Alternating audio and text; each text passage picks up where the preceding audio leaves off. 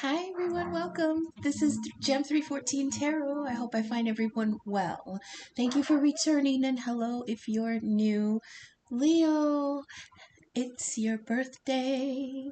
Happy birthday, Leo. Leo, it's your birthday. Happy birthday, Leo. I took yesterday off. I wasn't feeling well, but I really wanted to get it out yesterday and I just couldn't. I'm so sorry. So we're doing a fresh reading today. I wasn't gonna reuse the cards that fell yesterday, which is fine.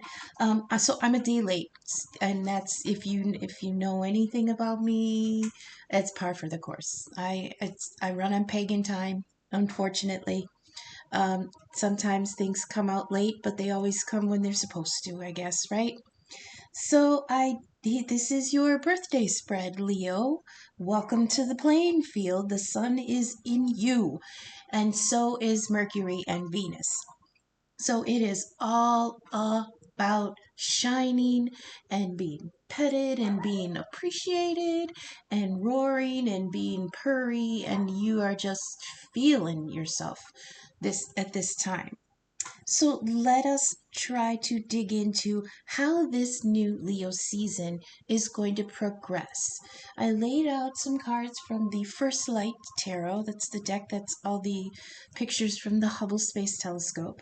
And you got some pretty heavy cards here. You got all major arcana, which means that there is movement here that we're just going to have to brace for. It's going to happen whether we think we can control it or not, and I know that is an extremely uncomfortable position for Leo energy. I know because I am a Leo moon, and when things are out of control, that is that's not a good feeling, is it? So, first we dropped the card for karma. So, this says it's past life baggage. Well, for some, maybe it's past life. For others in the collective, maybe it's past cycle, like from Cancer and before that.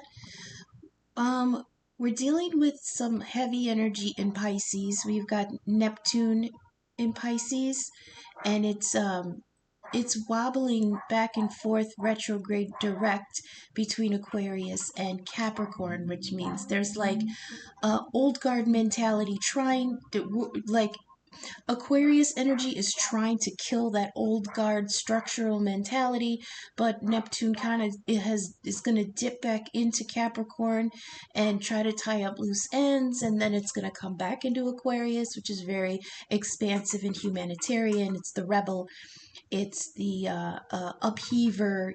It's not quite. Let me check real quick. I'm going to bring up the chart so I can look at it while I'm talking about it. Let's see.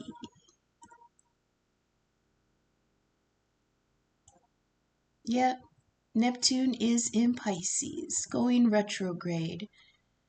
And Pluto, oh, that's the one. Pluto is in Aquarius, and that's the one that's rocking back and forth retrograde between Capricorn and Aquarius. So right now, Pluto is in Aquarius, and that's the sign of technology and society and humanitarian pursuits, people in large groups, community, and things like that. And so it keeps going back and forth. It's going to go back into Capricorn, which is, like I said, old guard structure, tradition, law, things like that. And Pluto's going to go back into Capricorn. It's going to tie up the loose ends and then progress into Aquarius in the fall. And then it's going to be in Aquarius for the next 20 years. Thank goodness.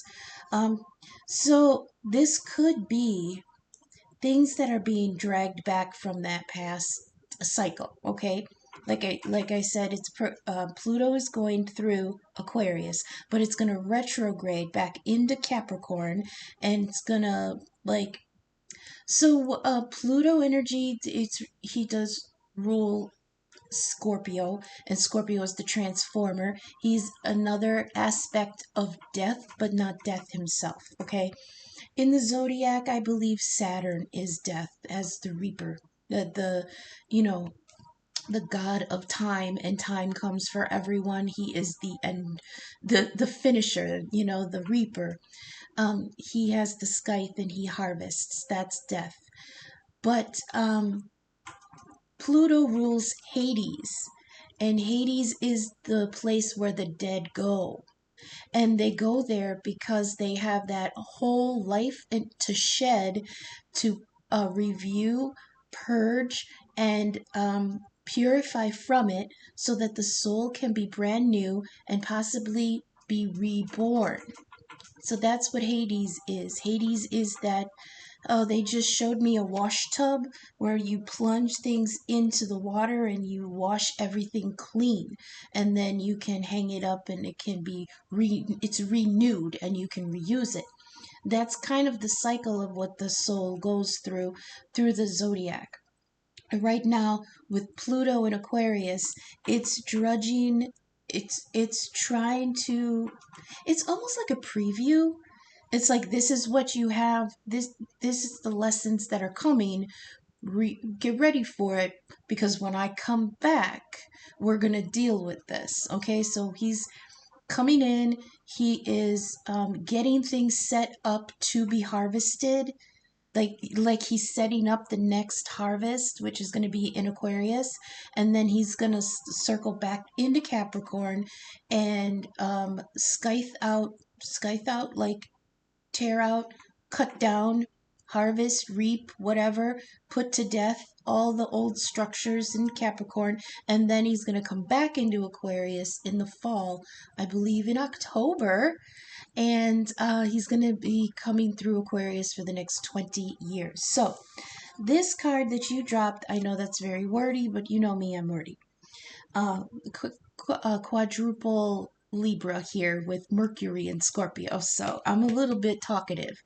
Um, this karma card is past life baggage. Like I said, past life, or it could be past cycle. Pluto does drag things back from the past. Oh, they just showed me judgment, so I might. Oh my God, and judgment is here. Wow. I never give judgment a zodiac sign either, but maybe I can give it to Pluto and Scorpio. Yeah. Or maybe it just depends on the reading. So, karma is past life baggage. Learn your lessons and correct the wrongs from the past. I don't know if you can see. Oh, let me double check the brightness on here. Let me see if I can turn it up a little. There. Okay, that's better. It might be a little grainy. Okay. I've got some overcast behind me. So this is the karma card. Number 3. Oh, that feels like change and instability to me. Like, yeah. So, and then you dropped judgment, which is results, decisions, outlook, and finality. And then you dropped the Hierophant, wisdom, understanding, mentoring. That's Taurus energy. That, along with Capricorn, is the establishment. Okay, where Taurus is represents like doctrine and religious tradition. Capricorn represents law and legal structures and rulers and things like that.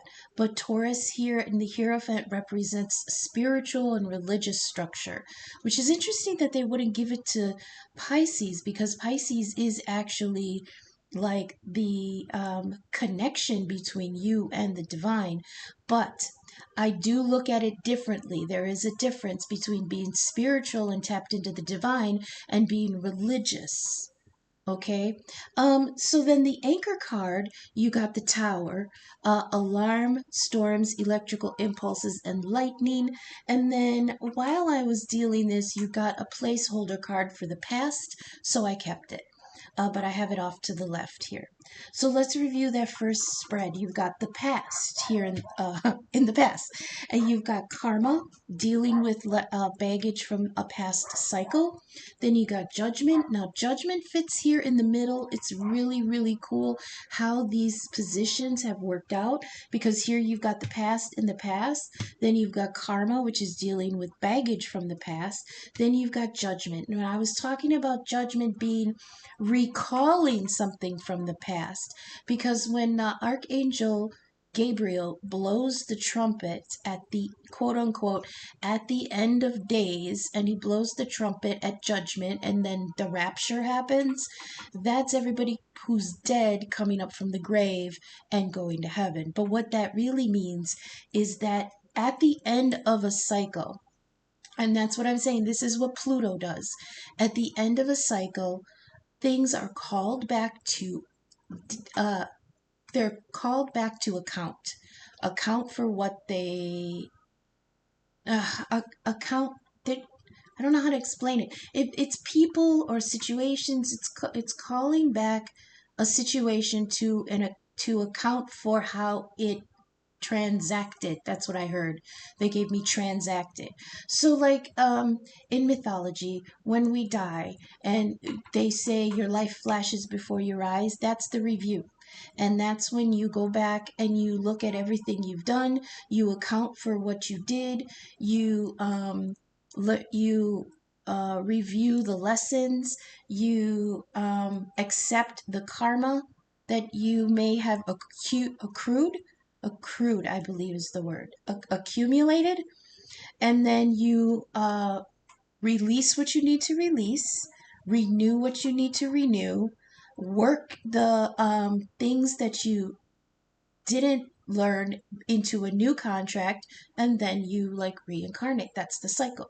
So here for judgment, you've got karma in the past, you've got judgment calling something from the past in order to account for it, and then you got the Hierophant here, Taurus energy, bringing in that doctrine and dogma. I don't like it. I don't like Hierophant energy very much, because as the Pope, that's what the Hierophant represents, like the High Priest or the Pope. Okay?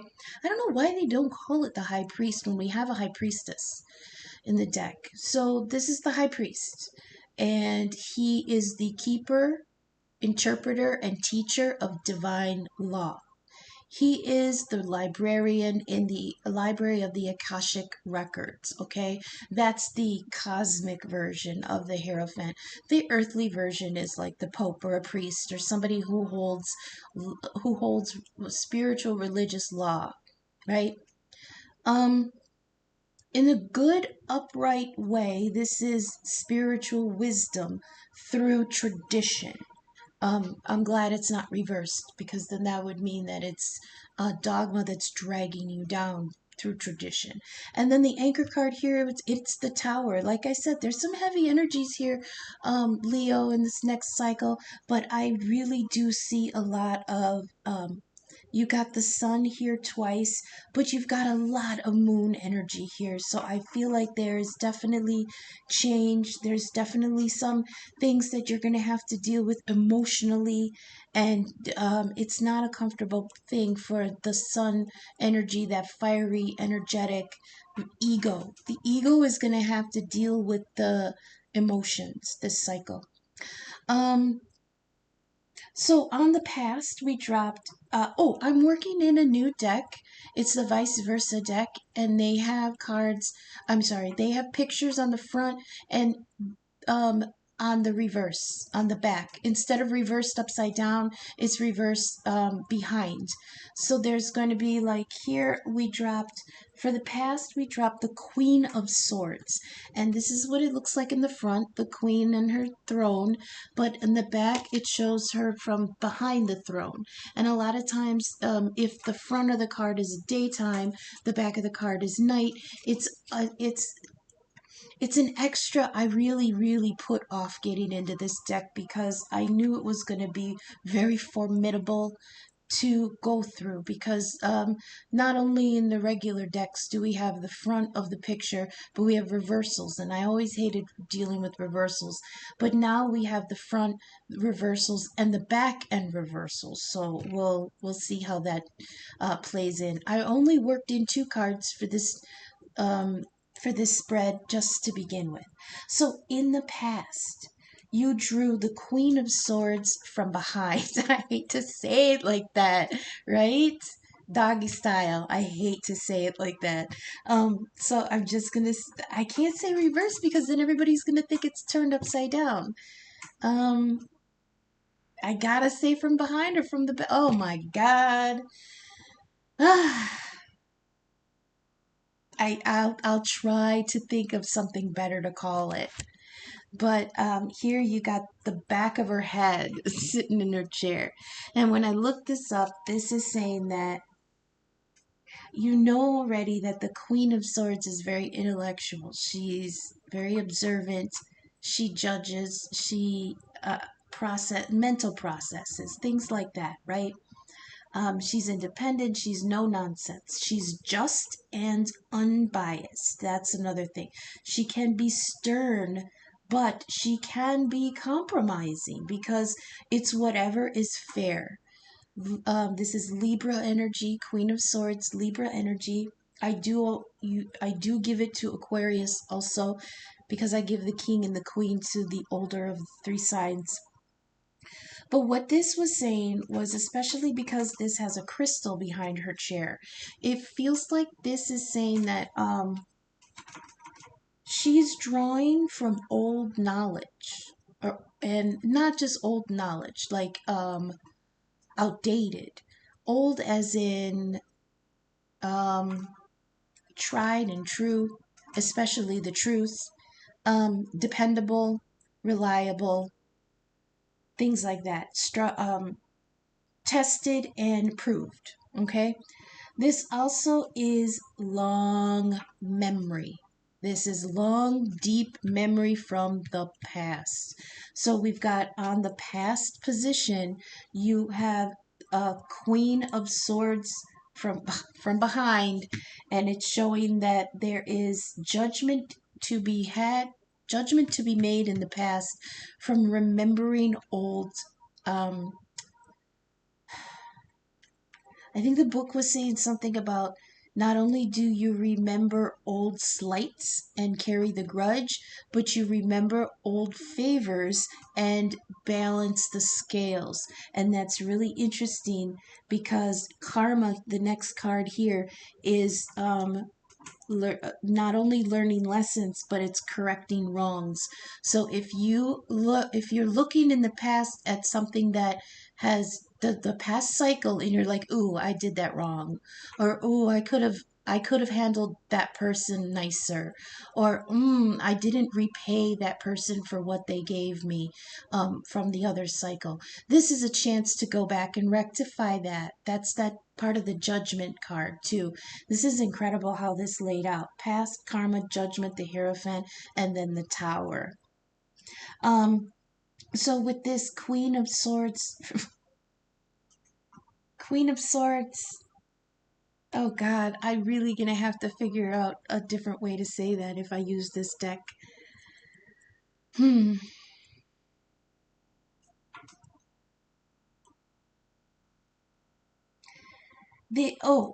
So yeah, the past is coming to account, I believe, and that's just we've got that sentiment twice.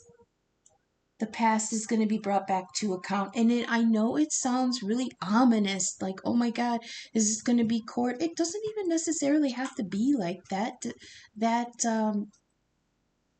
um, intense. That doesn't have to be that dramatic. It's like I said, it could just simply be, oh, I forgot to pay that person back last month for something that they offered me, when you know what I mean, or oh, I forgot to return this to someone, that too. um But then there could also be something like I heard, well, I'm not returning it because they were a bitch to me the next week, anyways. So that's the thing about this card from the other side. There, from the other side. Okay. That's the thing from the other side is that it can be remembering the good or keeping a grudge about the past. And that's here in the past. Then here in the anchor position, you got the tower, and on top of that, we drop the chariot, which is Cancer energy. The tower is an alarm, storms, electrical impulses, and lightning. So this is an upheaval. This is something out of the blue. There was just a blue moon. They were saying it was in Capricorn, but in every time I tried to research where that full moon was, it was always in 7 degrees Aquarius.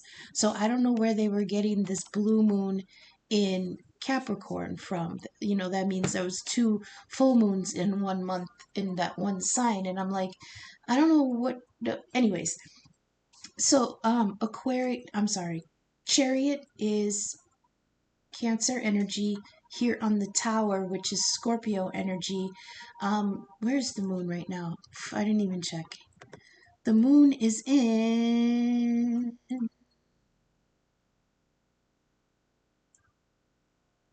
Pisces. Okay. Oh, I have to do a reading for that, don't I? Moon in Pisces. Ooh, that's why we're in our feels. Okay. So this is really interesting, and I don't know if anybody else experiences it this way, but a few years ago, I started to really pay attention to how I was responding to things and then looking at where the moon was. Okay. So in my chart, my moon is in Leo, and that means my heart is very steady and true. Once I love, I'm loyal to the end. I am gregarious. I'm generous, I'm protective, okay, blah, blah, blah. It's also a fiery sign, and I'm kind of egotistical and kind of, a little bit, uh, a little bit self-centered sometimes. But I mean, so there were times when I would get very boo-hooey for no reason.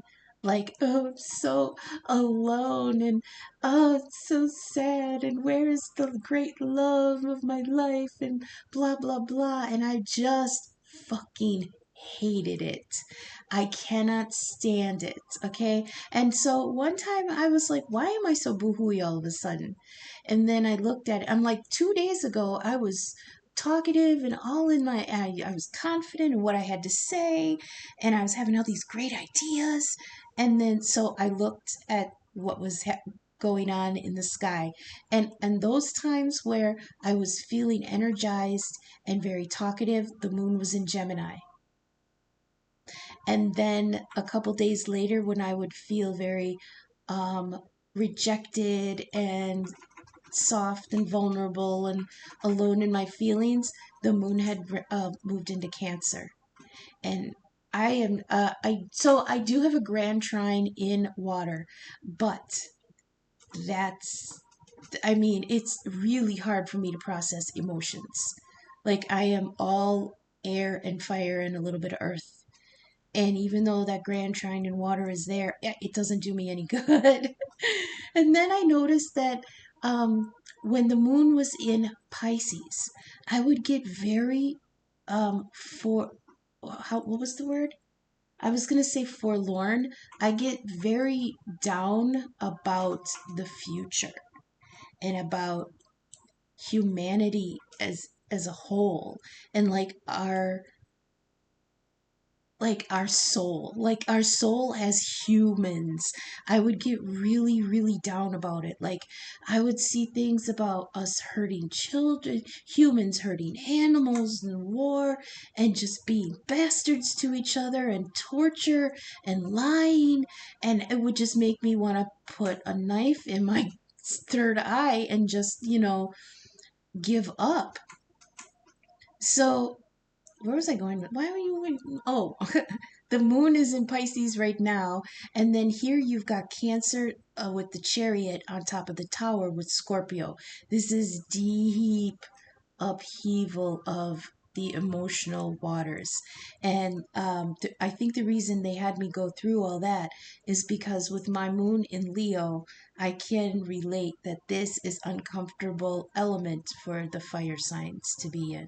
Fire and water, they do make steam if it's sexy, but when it's actually trying to process emotion versus the ego versus intellect, fun um, this is not a fun place to be. So in the anchor position, we got the tower and we got the chariot. So let's put all this together. There was something in the past where you are taking things into account. You're calling up old favors and you are remembering old grudges, but you are also, I heard, mending old bridges and reconnecting old connections. I heard using deep memory in order to make good judgments. That's what sparked it in the past. Um, oh, they're also telling me that not only that this position for the past is not meaning for you to leave it in the past. I believe they're saying this position in the past is what you are bringing with you from the past, from those lessons in the past, in order to clear that cycle and come to the future. Remember what I was saying about how Pluto is going to go backwards into Capricorn and then come forward again into Aquarius? This is kind of that same, like this past in the past position is what you're going to bring. It's like a thread you're going to bring into the present and keep weaving, right? And then when the cycle turns, you're going to bring a string from this part of the cycle that's going to be in the past, and you're going to keep weaving. So this part of the cycle that you're bringing with you is judgment, because you are smart about it this cycle. This is things that you are bringing with you because you've seen, I've seen this before, I've been here before, I know this route, I know this person, I know this situation. And again, like I said, this doesn't have to be something huge and dramatic and, earth shattering kaboom. It could be something simple like, oh, I can't start this until I give this book back to so and so because they really came through and let me borrow it. Or, oh, I got to pay so and so back before I can do my bills because then I have to figure out how much I'm working with and stuff like that. Just things like that. Then you've got karma, which that is working that stuff out. If you right the wrongs from the past, then you have good karma going forward, they want me to say. Then you've got judgment. Then that I heard they showed me somebody pulling up the strings. I don't know how many of you guys are crocheters or knitters or sewers, but they showed me at the end of the project when you pull up all the strings at the end and you got to trim them, and some of them you've got to weave in so that they work into the next row, and some of them you just snip so that they don't get tangled up in the next row. Okay, that's what they're showing me with this judgment. Somebody pulling up the strings, looking at all the strings, seeing how long they are and where they need to be cut, and then making that judgment call. Then after that, we've got the Hierophant.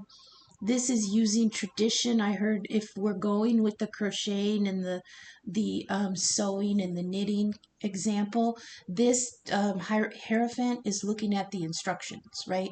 It's reading the grid of where you are, what you need to go forward, the next steps. This is like the Bible for crafters, you're going back. I don't know why they're showing me this. They're showing me like a book of stitches. Like I have books of I crochet and have for decades, and I had books of just how to do different stitches, right? So that's what they're showing me. They're showing me the book of the accumulated stitch dictionary, okay?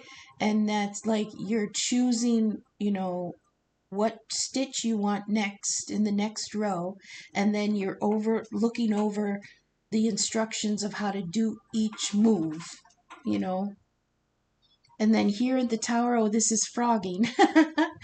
Frogging is a term we use in crafting, in crochet and knitting and sewing, which means you just have to pull out everything that you just stitched, because maybe you skipped something in the beginning.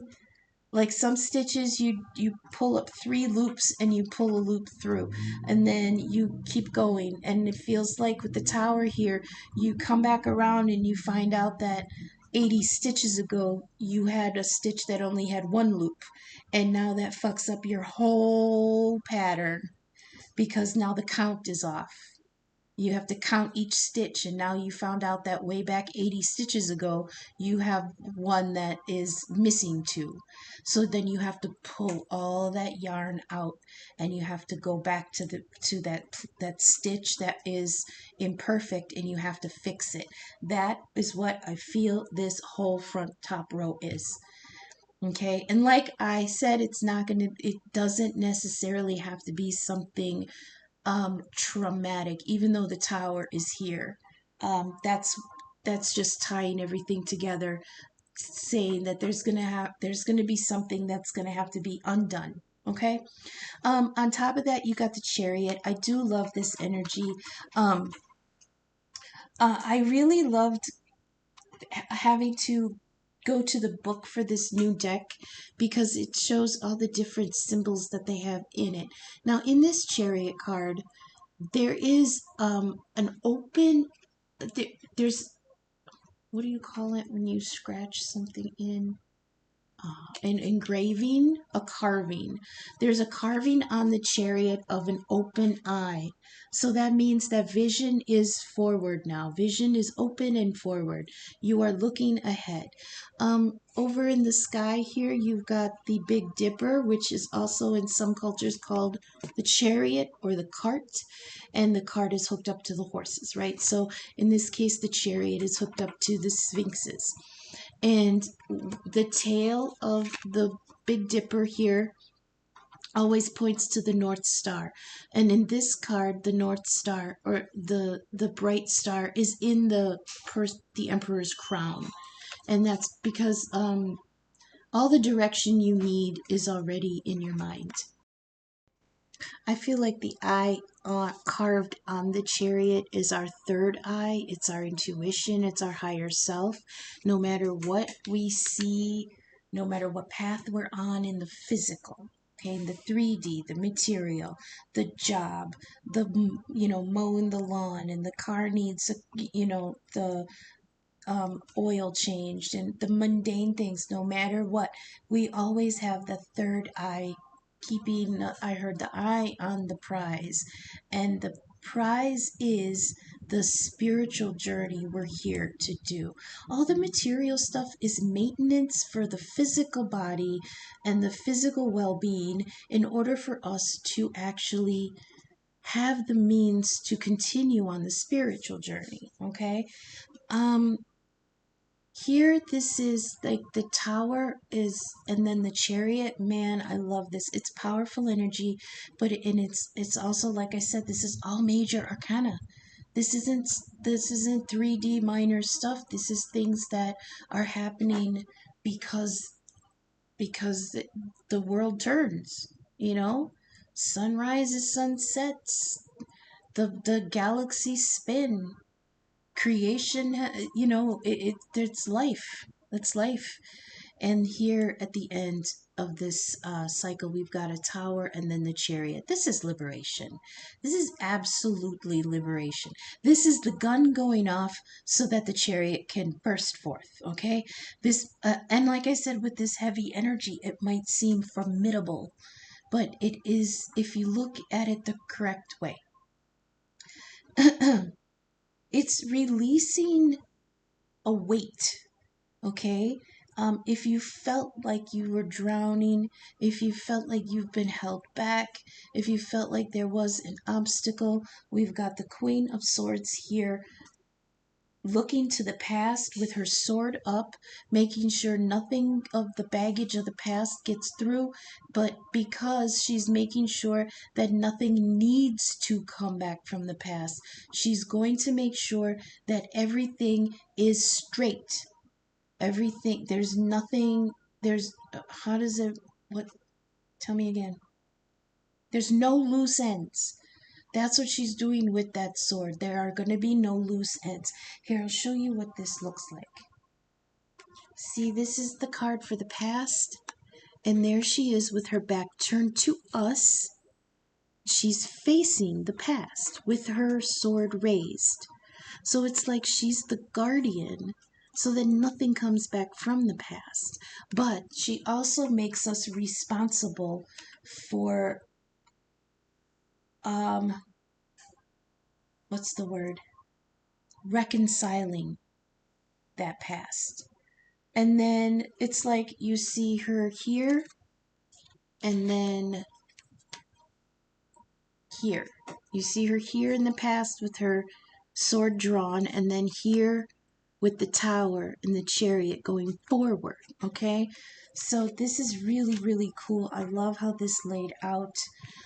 So we're gonna go now to sun, moon, and rising Leos. Okay, so keep all that in mind. And now for Leo suns, you dropped again the chariot from the animal wisdom deck, and this is Pegasus. It says freedom. Oh, that, see? Now, what did I say from the tower with the chariot on there? I told you it was like the gun before you run. It's like the weight is released with the Queen of Swords coming through. Remember, I was telling you about the cutting the loose strings from crochet and sewing and knitting, and you pull up the strings and you cut. That's what she's doing with her sword. And as soon as she cuts those strings, bam, the chariot takes off. Okay, the good thing about the chariot here is that being pulled by sphinxes, the sphinxes always make sure that the person who is advancing has learned the lessons. Remember, they are the guardians of the passageways, and in order to pass through those passageways, you have to answer the riddles. And the riddles of the sphinxes always have to do with the course that you've just come through. Okay, think of it as exams at the end of your report card period. Okay, you learned the 6 weeks of whatever algebra 201, and now before Thanksgiving break you got to take the quiz, and if you don't pass the quiz then you can't go on to the next chapter. That's what the sphinxes are, in very mundane terms. In spiritual terms, you are heading through to a new spiritual cycle, and you have to make sure that you are learning those lessons. The reason I say it's a spiritual cycle is because you're coming out of the Hierophant energy, which is, like I said, the spiritual doctrine, tradition, lessons, and things like that. So here again, Leo suns, you have the chariot. Beautiful Pegasus energy, freedom. Freedom, alignment, control, courage, self-authority, poise. It says forge ahead with daring and focus on your path. It says enjoy the ride, steer yourself with confidence. This is also direction. And the reason this is direction is because on this, remember I was showing you in the other chariot card how the Big Dipper points to the North Star? That's your direction. And I often use that description when the star card falls. Aquarius energy, the star. Not only is it the waters going back and forth, but it's wishes and dreams and stuff, but it's also the star of your soul's journey. It's the direction you're headed. So with the chariot card, Leo suns, set your sights. There's a time period of freedom coming after some burdens have been released. And on top of that, you drop the Empress. That's Venus, and Venus is in you right now. That's amazing. Venus and Mercury and the Sun are now cozied up in Leo. That's why I'm saying Leo is very full of himself. The lion is being petted with Mercury there and Venus being the Empress, Libra energy, and Taurus here with the Hierophant. There was a reading, I believe it was in Gemini's reading a couple days ago, and I was like, okay, with Mercury and Venus and Leo, the lion is being petted. So this means that the ego is being placated. Okay, you are, of course you roar too loud. My God, I need earplugs when you roar, sweet lion. Oh my goodness, things like that. Your paws are so big. Oh, petting the lion and petting the ego, and you. Oh my goodness, you are such a good friend, and you are, it's just the petting of the ego here. Okay, the Empress on top of that with the chariot. I love this for you, Leo sons, because not only is this a bursting forth, but it is progression of your abundance growing. Okay, so whereas maybe there was stagnation a lot of times with the chariot cards, especially with the Rider-Waite deck, those sphinxes are not moving. They are laying down still. And when the Rider-Waite chariot drops, it always tells me that you haven't finished the lessons quite yet. You're not quite ready. In this chariot, I do believe they are in motion. So things are in motion after the tower, after you cut those strings, after a cycle has ended, something is released. The tower is always very formidable, scary energy, along with the devil and death cards in the tarot. But they're scary because we don't control it, and we can't plan for it. We don't know where it's taking us. It's literally the unknown, and the unknown is always where our fear lies. But this time with the tower and the chariot on top, it is liberation.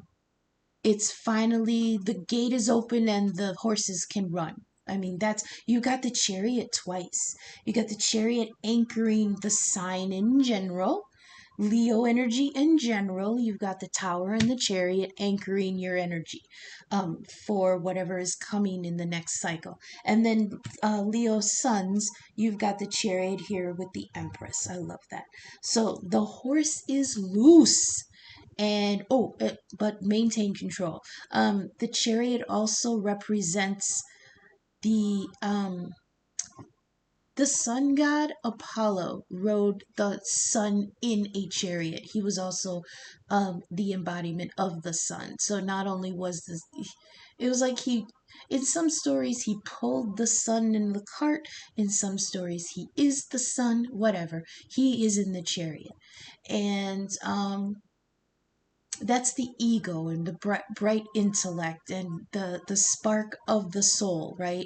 And so he was guiding it along in the sky when his little teenage son said, "Hey dad, can I drive the car?" And he's like, "Dude, these horses, that they really need a firm hand," meaning, you know you have to have discipline in order to drive your life.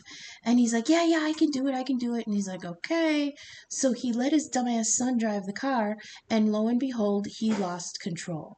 So the chariot is always telling you to try to maintain control of your cart, right? Maintain control of the car. They're showing me somebody who's like on the open highway and the music is blaring and they're kind of distracted, and they close their eyes for a minute because the freedom they feel is almost overwhelming, and they just want to sink into the feeling of the air flowing around them, all possibilities in front of them.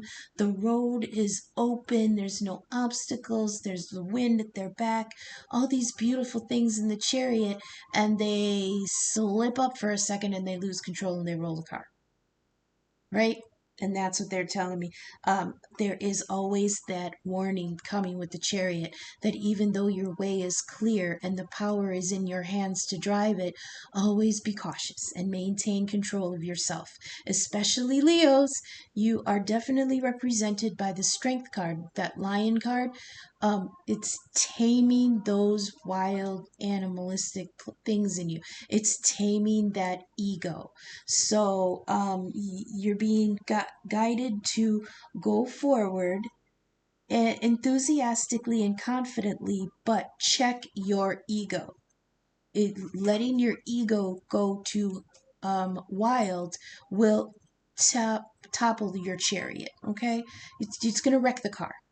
On top of that, you've got the Empress, which is growth and abundance. It's um oh, I love how this. Okay, I don't know how many of you guys are Gen X, but if you remember, they were showing me the when Bugs Bunny was dressed like a Viking and they were in the opera with Elmer Fudd, and she was on that big fat horse, right? And that's what they're showing me. Look at the chariot is Pegasus, and then here's the Empress sitting on the horse like that. I heard abundance is coming to you. This is also Taurus and Libra, so this could be an air sign coming to you too.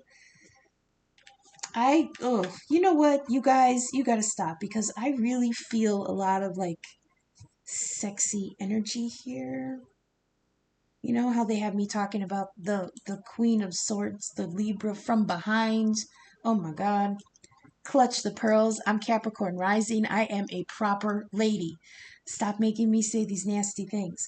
And then you got the Empress on the horse. I heard riding horseback. Oh, cowgirl. Damn it, you guys. Which guide is that being nasty? Put him in the corner. Oof. So let's move on. Leo moons. That's my energy, Leo moon. Just pet, just forehead kisses and tell me I'm pretty. Okay? Oh, that could be the Libra. But anyways, Eagle, King of Swords. Lots of swords energy. This is Libra energy also, and Aquarius. Again, lots of Aquarius, lots of Libra. Taurus, you got justice here for Leo risings, and some Cancer here. Okay, so let's Leo definitely, Libra, and Aquarius, Cancer, Scorpio. Okay, and Taurus. So we've got King of Swords this time. King of Swords, Queen of Swords, matched pair. But unfortunately, if we're looking at it that way, she's got her back turned. So she might not be paying attention to when this King of Swords comes through. Eagle. Eagle energy. What did they just say to me? Is there a song that talks about flying high with the eagles, where the eagles fly? Something like that. If anybody figures that out, put it in the comments for me. There's some kind of song talking about high where the eagles fly or something like that. This is high-minded, detached, and logical. That's why I always give the king to Aquarius. Aquarius energy flies up high to see a larger perspective, okay? If I were to describe the air signs, I always describe Gemini as the little whirlwinds that whip through the parking lots. And they're like little dirt dust devils, okay? And they whip up the leaves, and they're about, I don't know, they're like maybe halfway as tall as a tree, and they're dynamic, and they're wonderful and beautiful and blustery, and they whip up the hair, they whip up the leaves, and they're beautiful cyclones, and you know you don't see them all the time, and it's like this intellect is just whipping around you, and then it dissipates. That's Gemini energy to me. Libra to me is like having the wingsuit that has like bat wings, where you can just glide through the thermals, down in canyons, and the warm air of like not quite the desert, but like I don't know, it's the warm air in the mountains, and things like that, in the trees, and but to me, Aquarius is the higher than that. It's where they always show me hot air balloons when it comes to Aquarius, because they're high enough to hear people and see people and know that they're part of the collective, but they're so high-minded that they see people at large. Like also the air signs have to do with relationships, and Gemini is working out how they relate from themselves to themselves in their own environment, how they relate. Libras come out of the shell a little bit and relate to people outside of themselves one on one. That's why Libras are always said to be in charge of relationships and love and partnerships, because we're coming out of ourselves and relating to other people. Aquarius relates to other people, but one on one is very tough for them because they see from so high. They can relate, they mostly relate to people like by the hundreds in general. The idea of people in general. So, guardian of feathers with the eagle, he he's high enough in the sky where he has the warmth of the sun, and that's you, Leo, but he sees a little bit farther, a little bit clearer, and because he can see things. How they're showing me, let me think. They're showing me a puzzle from above, and how when you're in the puzzle, you are the piece. When you're part of the pieces, you can't see what the picture is going to look like when it's all together. But if you step out of it and look from the perspective of the person putting the puzzle together, you can see all the pieces from a higher vantage point. That's what I feel like Eagle is doing. It's looking at all the pieces from a higher vantage point.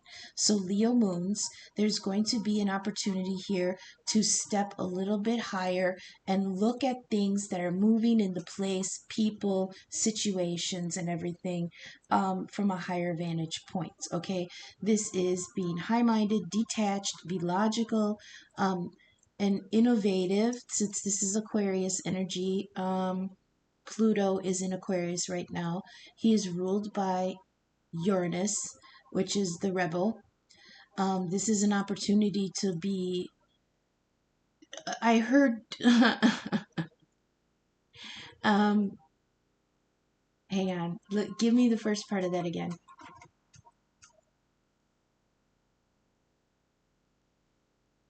I heard if you're gonna make it weird. It's like this time around. Now that I want to say this time around, but it's like it's yeah. In this new cycle, if you have an opportunity to create something, make it your own. Make it innovative. Make it creative. Make it individual. What is the? Why are you beating around the word you really want to give me? I heard customized, something to denote that it's yours, right? And make it weird. The key to the Eagle card, King of Swords, is articulate truth with authority and inclusion. Okay, meaning,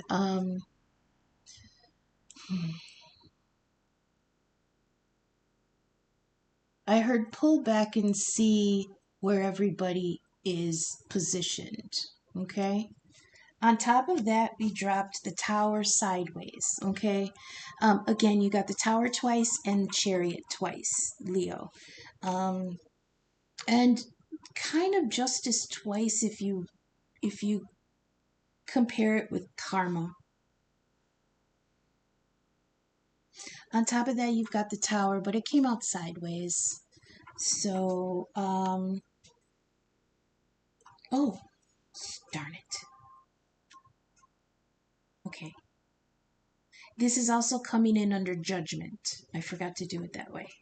So under judgment, which is calling things to account from what may have been put to rest in the past cycle, then you've got the King of Swords, which is taking a higher perspective, and the Tower, which is going to be just finishing off of that cycle, cutting that cycle. This is Scorpio energy ruled by Pluto. Again, Pluto is in Aquarius.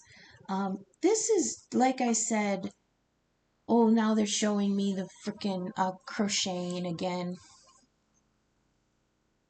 The wash tub where you're washing something. So like you sewed something, you crocheted something, and now you're washing it. You know, That's what the tower feels like to me. It's just purifying something before you move on so that you can use it in a better form. I'm going to back up just a minute to Leo's sons and talk about because this was placed here under karma, past baggage, chariot, and the empress. Oh, yeah. Okay, sweet. This is the release of that. Releasing karma, but I heard reconciling with it and acknowledging it. Acknowledge, Leo sons, acknowledge that you have this karma, this baggage that's following you. Either release it or, oh, I heard untangle it. Okay? And then with the chariot and the empress, that's like, once you write, no. Once you bring balance to that stuff in the past, then the chariot will burst forth. The way will be clear. And then your abundance will be able to ride in and finish growing. Okay, Leo moons, you came in under judgment, results, King of Swords, and the Tower. Oh, I heard. Oh, this is good energy because I heard self auto. This is like I heard executive decisions are being made. This is my decision. I came to this unbiasedly. I'm not doing it out of malice. I am being fair, but I am being firm. I am protecting my interests. And that could cause the tower, or it could. But again, with the tower sideways, if to me it feels like you're going to swerve the worst of it. Okay, and the reason you're going to swerve the worst of it is because you're going to use that good judgment of the King of Swords. That's the judge and the jury. The Queen of Swords is the executioner. The King of Swords does not swing the sword. He holds it as a symbol of authority and a symbol that he is the judge and he will make unbiased decisions. But he does not swing the sword of the executioner. That is the Queen. So, oh, they're telling me could be because you don't want to swing that sword, or because you're not in the position to swing that sword. There may be a little bit of a tower moment, but with this coming out sideways, like I said, it's going to be a little bit diminished. You're going to swerve the worst. Leo risings, you're coming in under the Hierophant, wisdom, mentoring, training. This is tradition and stability. This is things that you can rely on, tried, tested, and true. You've got the sun here, Leo risings. You've got your own card coming in strong and confident, full of yourself because you got here of your own volition. The sun in the animal wisdom deck is the rooster. So this is definitely you coming in and crowing about your own accomplishments. Full on greeting the new day because you are in your element. It's almost like you woke up and you're like, you're welcome. I'm here. You're welcome that I woke up. You're welcome that I'm gracing your presence. They always used to tell me for Leo, the lion roars because, how did they put it? He is going to give you his opinion, whether you like it or not, and you should be thankful for it. And then on top of that, you've brought justice in sideways.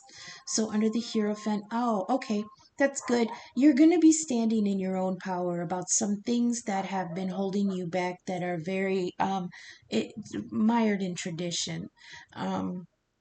It's like somebody's telling you you can't do it that way because we've never done it that way before. That is not how it's done. And you being in your full sun energy, your full I am lion, hear me roar, are like, I don't give a fuck how it's been done all this time. This is how I'm going to do it. Okay, justice sideways. Let's see. This is again Libra energy. This again with the karma. You are, oh, see, they want me to tell you to be kind and be discerning. They said to temper your ego. Otherwise, the justice will be skewed. It won't be balanced, it won't be fair, and it won't be even. And then that brings you around to bad karma. Okay. Now this is the interesting part. After all of this very empowering, um, the past is behind you, but it's blessing your future. And then at the end here, you've got as an anchor for everybody in general, sun, moon, and rising. You've got the nine of feathers with the crow and the moon. So there is something extremely emotionally taxing after this. Okay, and I feel like this has to do with the tower and the chariot. And then you've got the nine of feathers and the moon. There is going to be some option of moving on, of following your path, but it's going to bring a lot of anxiety. Okay. And this may very well stem from, I mean, you had all this bright, sunny energy, you taking control and freedom, and you're taking your authority. And then bam, nightmares and anxiety and sleepless nights and doubt. And then the moon, it's like you're in your feels. um oh, they were also telling me something about purging again. That's Pluto energy too. Pluto rules Pisces, and the moon is Cancer. Underneath Cancer, the chariot. Underneath the tower, that's Scorpio. So what they were telling me about this moon card is to especially bring up the idea of the moon's cycles. And the moon cycles are often attributed to womanly menstrual cycles, okay? And I know a lot of people are, ooh, gross, periods. I would hope that we are more mature than that at this point. But what they wanted me to make a point to mention, it is the idea of purging out of the system what is dead. Okay.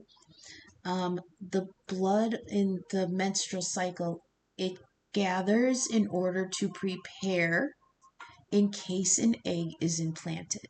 But if it doesn't implant, that blood can cause disease. And that's why the body expels it once a month. Okay. So this is telling me that there is a cycle, part of the cycle coming. There's an opportunity coming around after this new beginning, after you reconcile the past, after the karma is dealt, for you to let go and purge that and let that wash away, so that it does not taint the future. Okay. If something goes wrong in the cycle and that stays in the body, it can cause massive infection, and it can be extremely detrimental to the person. So do not hang on. There's doubt and fear and guilt here. There's anxiety and sleepless nights. There's fear.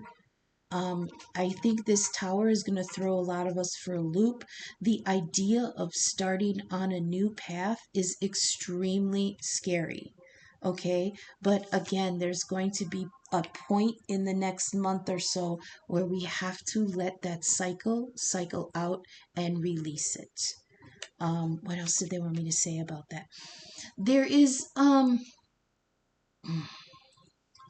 there are some quote unquote love spells in baby witchcraft where you use menstrual blood, right? I know it's gross. I could never. And they wanted me to say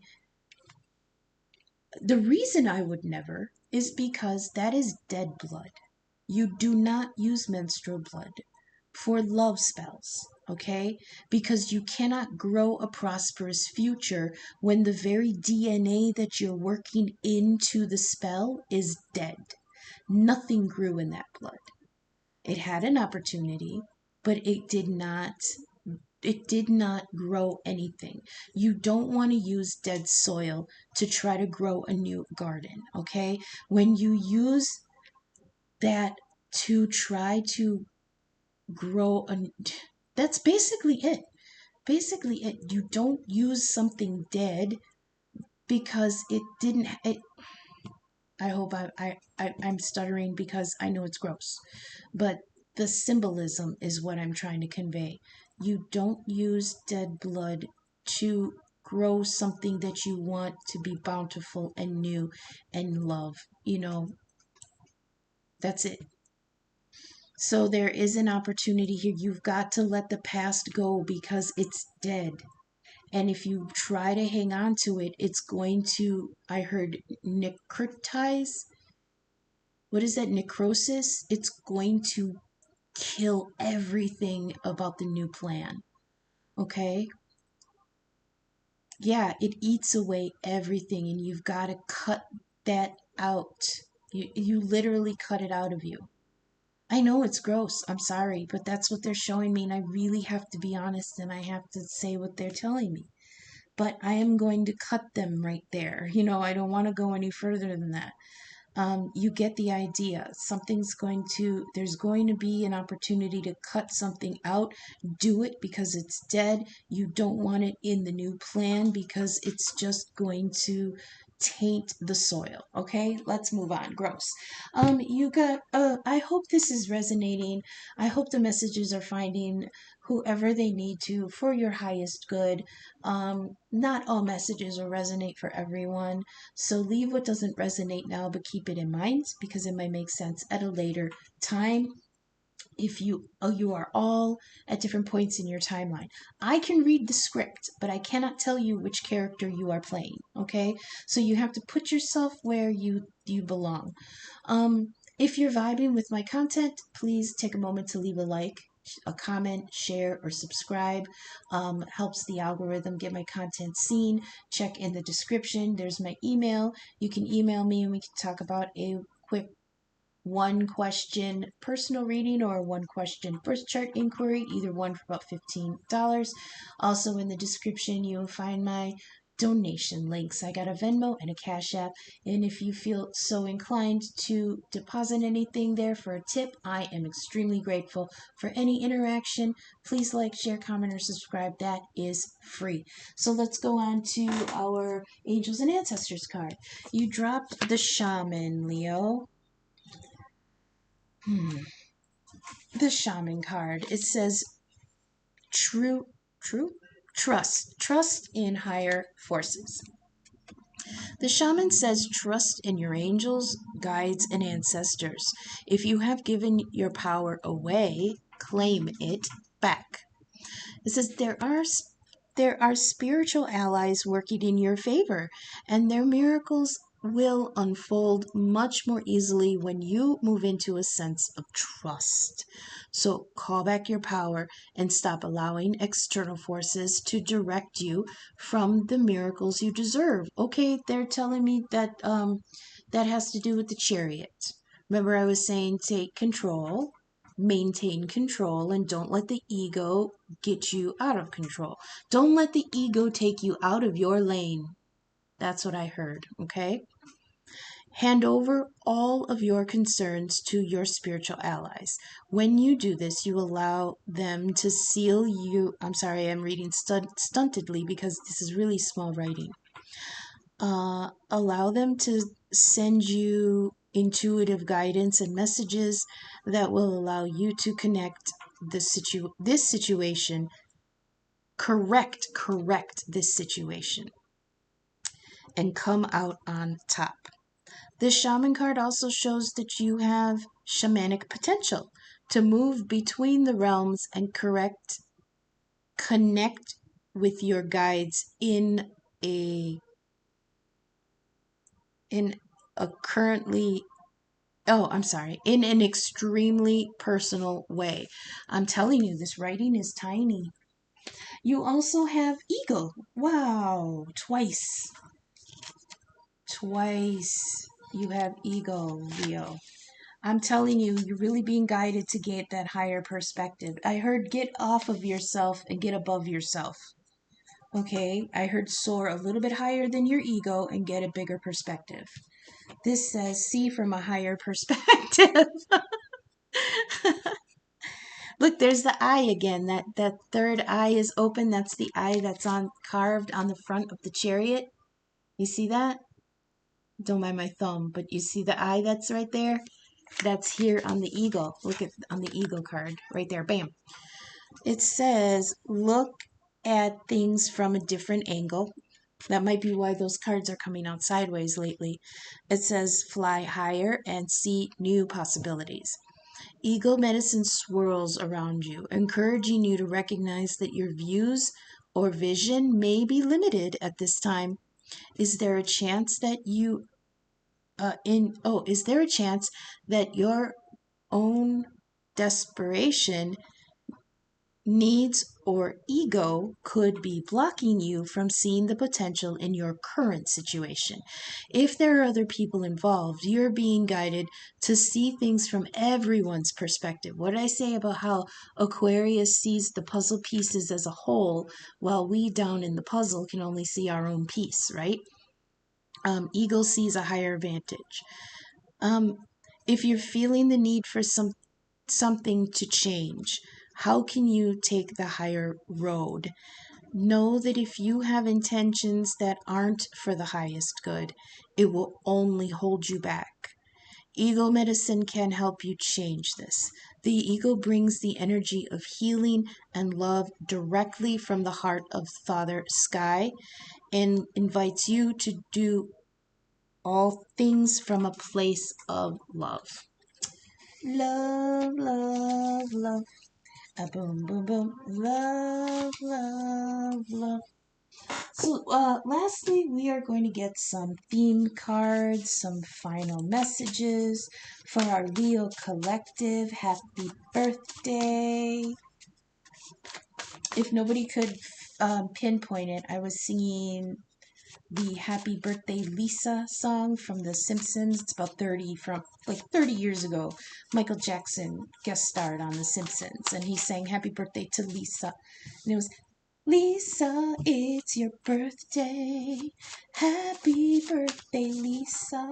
So Leo, it's your birthday. Happy birthday, Leo. First card we got is, illusion. Don't be bamboozled. Something is not as it seems. Interesting. That might be the advice to look from a higher perspective, because something in the mix isn't quite what you think it is. Okay, that could be that tower sideways too. Oh, self-reliance. Don't be afraid to fly solo. That's again eagle energy, flying solo.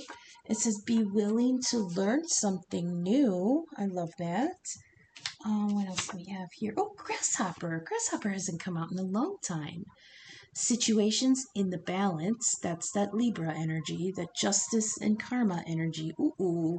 Situations in the balance require careful handling. There's grasshopper. I'm gonna pause that right there just in case I want to screen cap that. Okay, we'll drop a few more.